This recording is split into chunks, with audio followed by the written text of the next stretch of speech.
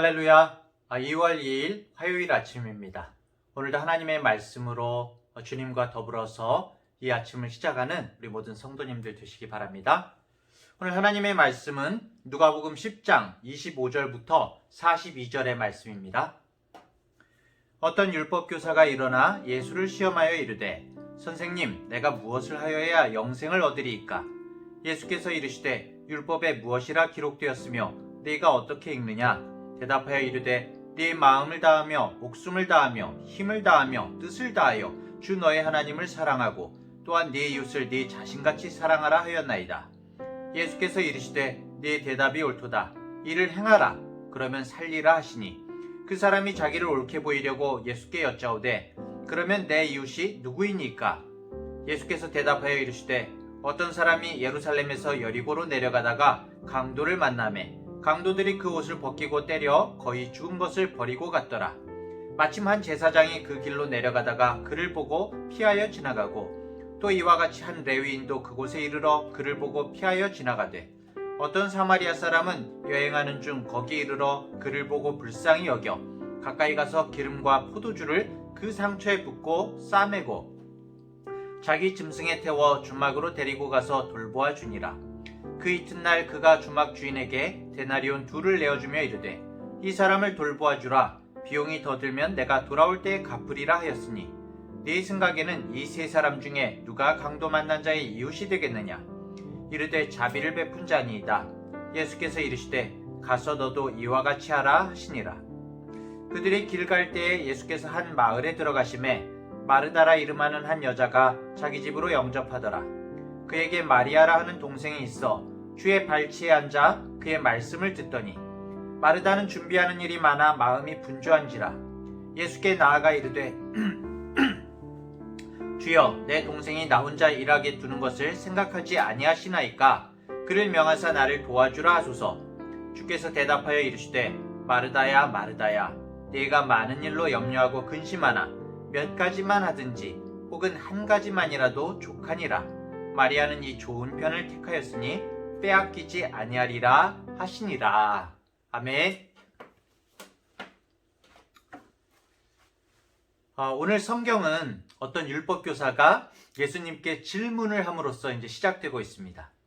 이 말씀의 바로 전에 70인 전도대회의 보고를 받으셨죠, 예수님께서. 그리고 하나님께 감사 기도를 올리고 계셨는데 이 말씀을 마치자마자 율법교사가 질문을 했는지 아니면 조금 시간의 텀이 있었는지는 모르겠지만은 한 가지 확실한 것은 이 사람이 율법교사가 정말 궁금해서 물어본 것이 아니라 예수님을 시험하기 위해서 질문을 하고 있다고 나오고 있습니다.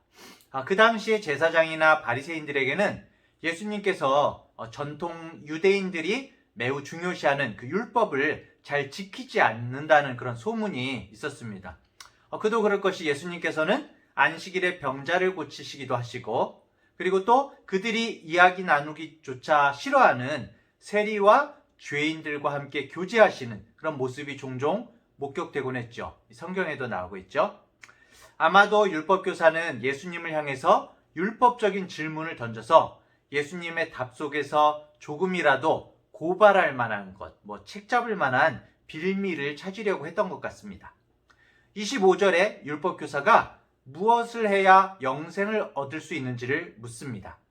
예수님께서는 너 율법교사잖아.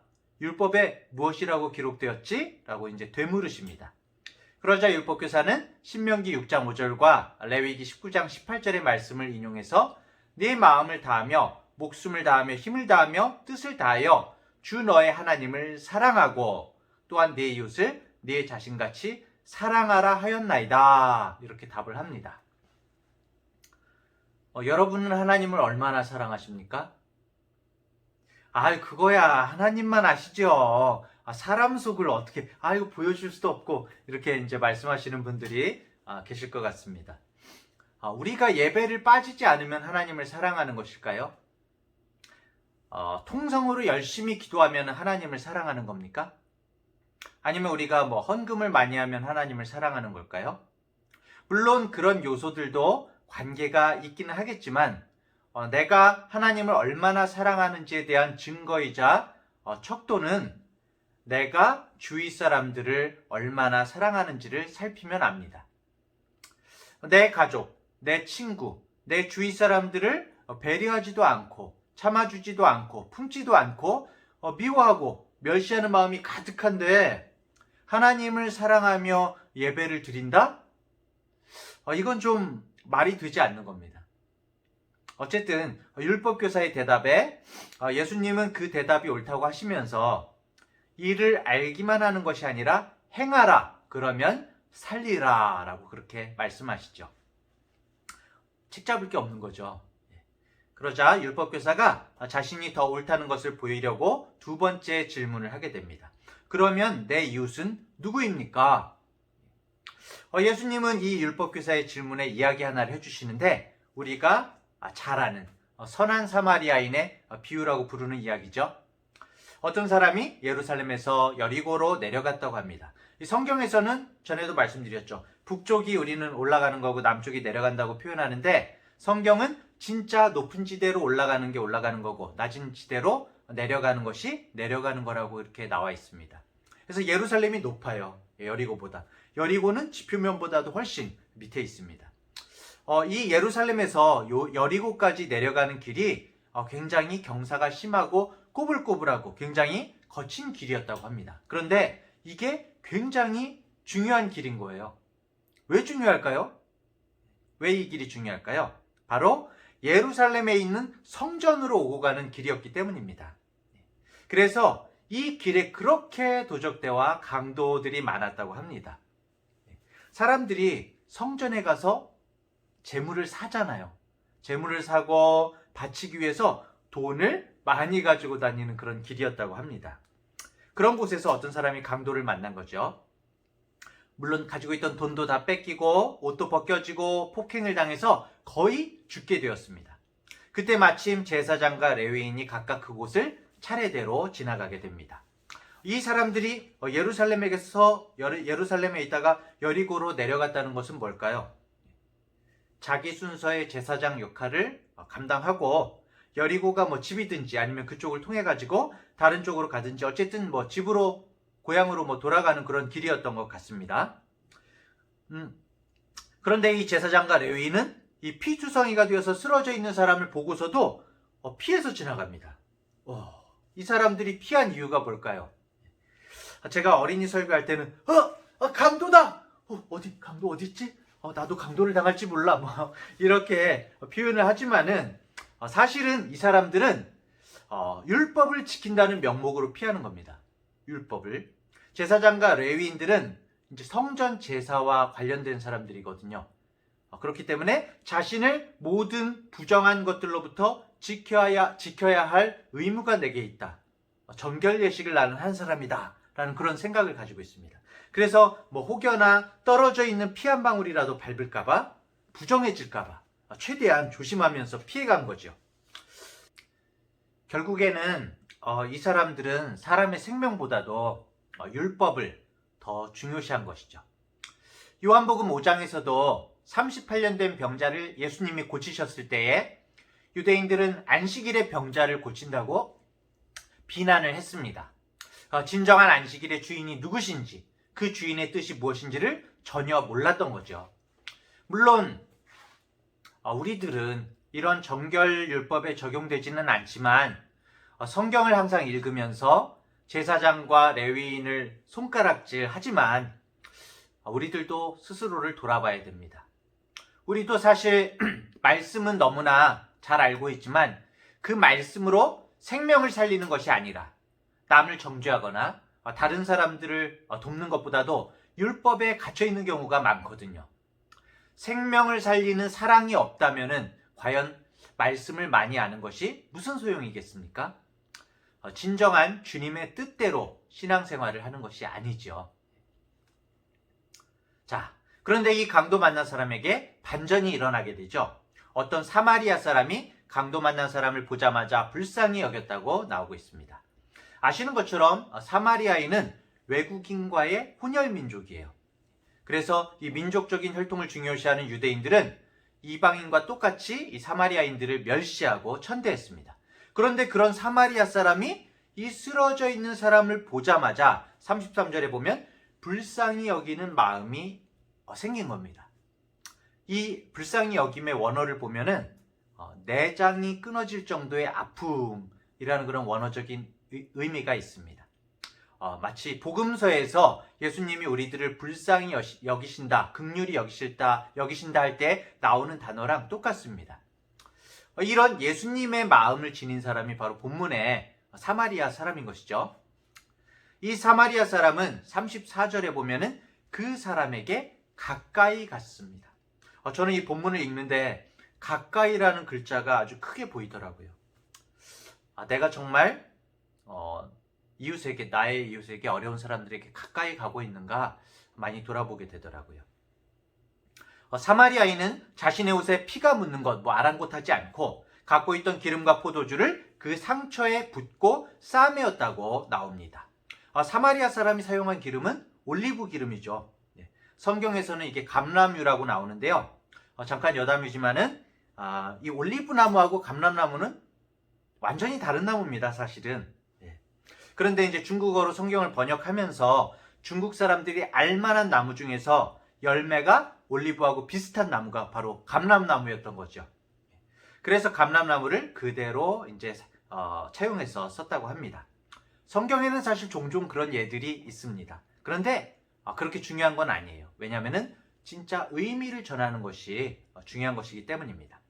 어쨌든 이 올리브 기름과 포도주는 당시의 대표적인 응급 치료약이었던 거죠. 포도주는 상처를 소독하고 살균하는 소독약 같은 것이고요. 그리고 올리브 기름은 상처를 부드럽게 이제 하는 후시딘이나 마데카솔 같은 그런 역할을 했습니다. 그런데 여기서 중요한 게 사실 이 올리브 기름과 포도주가 응급약이기도 하지만 사실은 이게 다 성전 제사에 쓰여지는 그런 제물이라는 점입니다. 올리브 기름은 매일 아침과 저녁에 항상 드리는 번제에 올려졌습니다. 포도주는 이 초막절 때나 이렇게 물과 함께 번제단 위에서 부어지는 이 관제 예식에 포도주가 사용이 됐습니다. 결국 오늘 말씀은 이 앞서 그냥 지나친 제사장과 레위인은 번제단에서는 기름과 포도주를 부을 줄 알았지만은 진정한 삶의 현장에서는 이것을 부어야 할 줄을 몰랐다는 것이죠. 그런데 오히려 이방인이라고 무시하는 이 사마리아인은 그 기름과 포도주를 다른 사람을 살리는 것에 사용하여서 어떻게 보면은 이 이방인이 하나님이 기뻐하시는 거룩한 산제사를 드린 것입니다. 참 예수님께서 무슨 말씀을 하시는지 이렇게 감이 팍팍 오죠? 이 이야기를 들을 때 율법학자가 어떤 생각을 했을까요? 자, 이어서 사마리아 사람은 그를 자기 짐승에 태워서 주막으로 데리고 가서 돌보아 주었고 주인에게 데나리온 2를 주면서 비용을 더 지불할 테니까 자신이 다시 올 때까지 그 사람을 보살펴 달라고 부탁을 합니다. 사실 이 사마리아인의 비유는 더불어서 이 강도 만난 유대인은 우리들이고 이 사마리아 사람은 예수님을 나타내고 있습니다. 예수님은 이 이야기를 통해서 죽게 된 너희를 구해주는 것은 제사와 율법이 아니라 바로 예수님 자신이라는 것을 말씀하고 계신 것이죠. 주님이 우리를 불쌍히 여기시고 우리의 상처를 어루만지시고 싸매셨습니다. 그리고 사마리아 사람이 치료에 필요한 모든 비용을 다 지불한 것처럼 십자가 위에서 우리의 죄값을 모두 치르신 것을 우리는 기억해야 됩니다. 이렇게 이 비유에는 바로 복음의 메시지가 담겨 있는 것이죠. 자, 이 비유를 마치신 후에 예수님이 율법 교사에게 묻습니다. 네 생각에는 이 세 사람 중에 누가 강도 만난 자의 이웃이 되겠느냐? 그러자 율법 교사가 사마리아 사람이라고 얘기하지 않고 사마리아 사람입니다 얘기해야 되는데 아마도 유대인 입장에서 무시하던 사마리아 사람을 자비롭다고 말하기가 싫었던 것 같아요. 그래서 자비를 베푼 사람입니다 이렇게 말합니다. 예수님께서 너도 이와 같이 하라 이렇게 말씀을 하십니다. 너도 가서 이와 같이 하라. 우리에게도 말씀하시죠. 하나님은 우리에게도 사마리아인에게 주셨던 기름과 포도주를 주셨습니다. 기름은 이 진정시키는 효능이 있고 포도주는 원기와 활력을 주는 효능이 있다고 합니다. 그래서 기름은 어떠한 그 위로, 격려를 상징하고 기름을 위로를 상징하고 포도주는 격려를 상징한다고 합니다. 우리는 이 사마리아인이 가졌던 불쌍히 여기는 마음으로 위로와 격려가 필요한 사람에게 가까이 다가가야 하는 것이죠. 오늘 나의 삶의 자리에서 내 도움을 필요로 하는 그 누군가가 보이십니까? 그 누군가는 바로 하나님께서 우리에게 보내신 내 이웃인 것이죠. 오늘도 주님께서 주시는 기름과 포도주로 누군가를 위로하고 격려하는 진정한 이웃이 되는 하루가 되시길 바랍니다. 자, 그 다음으로 장면이 바뀌죠. 38절을 보면은 예수님께서 마르다와 마리아의 집에 방문을 하십니다. 요한복음 11장 5절 말씀을 보면은 예수님과 이 마르다 집의 관계를 알 수 있죠. 예수님께서 본래 마르다와 그 동생과 나사로를 사랑하시더니 라고 나오죠. 마르다의 오빠 나사로는 예수님의 도움으로 어떻게 됐습니까? 죽었다가 살아난 사람이죠. 동생 마리아도 예수의 몸에 향유를 부어드렸던 여인으로 추정이 됩니다. 그리고 말하자면은 마르다의 가족 모두가 예수님께로부터 특별한 사랑을 받고 있던 그런 가족이었죠. 그런 배경 속에서 집에 들어가신 예수님께서 먼저 그곳에 있던 사람들에게 말씀을 가르치십니다. 그러자 마르다의 동생이었던 마리아가 예수님의 발치에 앉아 와가지고 막 귀를 기울이죠. 그리고 말씀을 잘 경청을 합니다. 그런데 대조적으로 언님 마르다는 여러 가지 준비하는 일로 막 분주하게 움직이고 있죠. 이 이야기의 끝을 여러분들은 다 알고 계시죠? 당시 정황으로 미루어 본다면은 마르다는 지금 예수님과 제자들의 아마 먹을 음식을 장만하는 중이었습니다. 일반적으로 이 본문을 해석할 때에 육적인 일보다 영적인 일이 더 중요하다. 말씀에 집중하자. 우리가 이제 그렇게 많이 해석을 하죠. 마르다보다 마리아처럼 주님의 말씀을 사모하고 집중해야 된다. 결론을 내리는 경우가 많은데 그런 부분도 있을 수 있겠지만 우리가 조금 더 살펴볼 수 있는 내용이 있는데요. 만약에 일을 하는 마르다가 틀리고 말씀을 듣는 마리아가 옳다면은 그래서 집안 모든 사람들이 다 말씀을 듣기 위해서 예수님 앞에 와서 모여서 있다면은 식사 준비는 누가 할까요? 지금은 코로나 시국이지만은 우리 식당 봉사 팀도 있지 않습니까? 우리 봉사하시는 성도님들 어떡합니까? 그냥 다들 말씀 듣고 도시락 시켜 먹어야 될까요, 다들? 말씀을 듣는 자리도 있지만 육체적인 섬김이 필요한 봉사가 음식 준비 외에도 많이 있죠. 다른 분들이 예배를 드릴 때 여러 모양으로 봉사하시는 분들이 있습니다. 사실 예수님은 마르다와 마리아가 어떤 활동을 하고 있다는 것에 집중해서 비교하신 것이 아닙니다. 예수님은 마르다에게 네가 많은 일로 염려하고 근심하고 있다라고 그렇게 말씀하고 있거든요. 그 염려와 근심이 불평과 불만이 되어서 마르다 안에 있는 은혜와 평안을 빼앗아가고 있다는 것이죠. 마리아는 마르다와 같이 분주하지 않고 염려와 근심이 없었기 때문에 음식을 준비하든지 말씀을 듣든지 간에 그 안에 은혜와 평안이 있고 그것을 빼앗기지 않을 수가 있다고 말씀하시는 것입니다. 우리에게도 마르다와 마리아처럼 주님이 주신 은혜와 평안이 있습니다. 그것이 예배를 드릴 때나 아니면 우리가 봉사를 하거나 어떤 상황이든지 은혜가 존재하죠. 하지만 이것이 분주함으로 혹은 우리가 염려와 근심이 생기면은 그 은혜와 소망을, 은혜와 평안을 우리가 빼앗길 수가 있습니다. 그래서 우리가 어떤 상황이든지 간에 우리 안에 주신 은혜와 평안이 불평과 불만으로 소멸되지 않고 빼앗기지 않도록 주님 앞에서 우리의 삶을 다스릴 수 있도록 기도해야 되겠습니다. 결국 오늘 누가복음 10장 말씀은 전체적으로 하나님 나라를 말씀하고 있습니다. 사마리아 사람 비유와 마르다와 마리아 이야기도 하나님 나라에 관한 것입니다. 하나님 나라는 다른 사람의 입장에서 생각하고 행동합니다. 상대방의 아픔이 내 아픔입니다. 위로와 격려를 통해서 사람을 살리는 곳입니다. 마음이 분주하지 않고 근심과 염려 때문에 은혜와 평안을 빼앗기지 않는 곳입니다. 그런 하나님의 나라가 우리 삶과 우리 가정에서 잘 이루어져 갈 수 있기를 사모하면서 기도하는 우리 성도님들 되시기를 간절히 축원합니다. 기도하겠습니다. 하나님 아버지, 강도 만난 사람처럼 죽어가는 저희를 불쌍히 여기셔서 찾아오시고 우리의 상처와 아픔을 어루만져 주시고 치유해 주시니 감사합니다.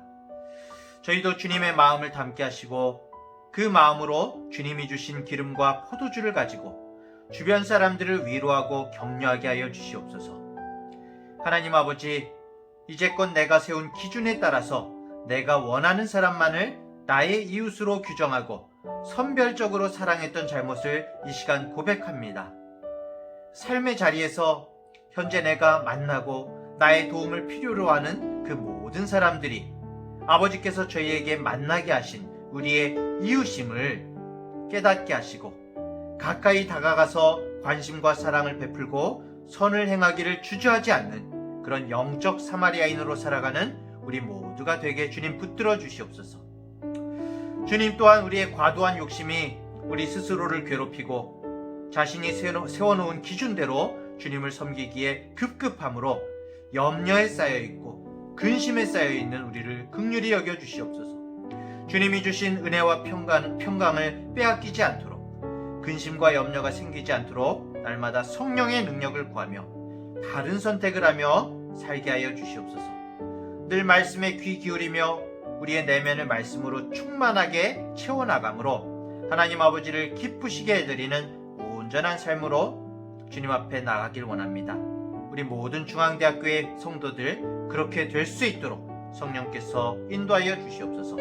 예수님의 이름으로 기도합니다. 아멘.